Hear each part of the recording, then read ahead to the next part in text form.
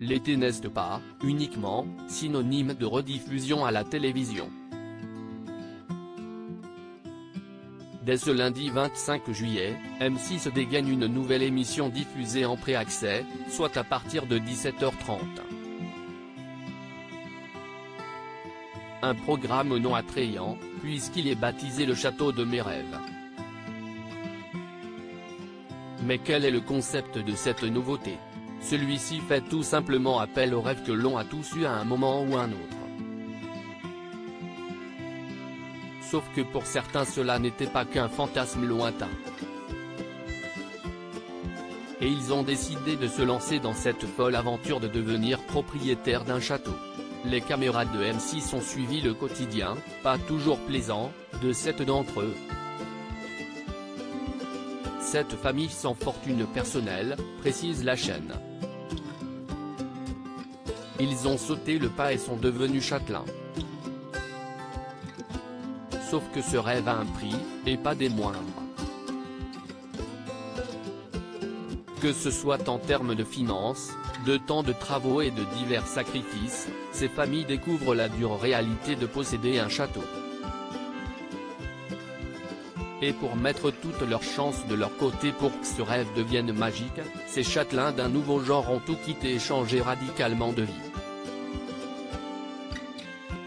Si est le cas par exemple de Christelle et Marty. À respectivement 35 et 43 ans, ces deux amoureux ont décidé de quitter leur 93 et la vie citadine pour s'installer dans l'Aude, près de Carcassonne dans un château qu'ils souhaitent transformer en partie pour des chambres d'hôtes et réceptions de mariage. Rénover des biens, ça les connaît. Ils ont exercé ce métier pendant une dizaine d'années. Mais s'attaquer à un château, si est une autre paire de manches. D'autant que depuis leur installation, ils n'ont toujours pas d'eau, d'électricité ni de toilettes. Si est ce genre d'histoire que M6 raconte dans Le Château de mes rêves, dès ce lundi 25 juillet.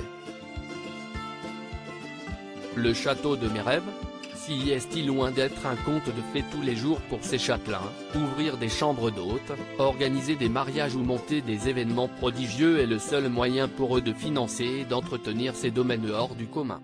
Car posséder un château aussi aussi d'énormes sacrifices, entre corvées ménagères à grande échelle, travaux XXL et terribles imprévus, cette aventure est loin d'être un conte de fées tous les jours, explique le communiqué, avant de préciser, mais heureusement, derrière ce quotidien plein de rebondissements, il y a aussi des moments de grâce, le bonheur d'une vie en plein air et surtout de la bonne humeur en famille.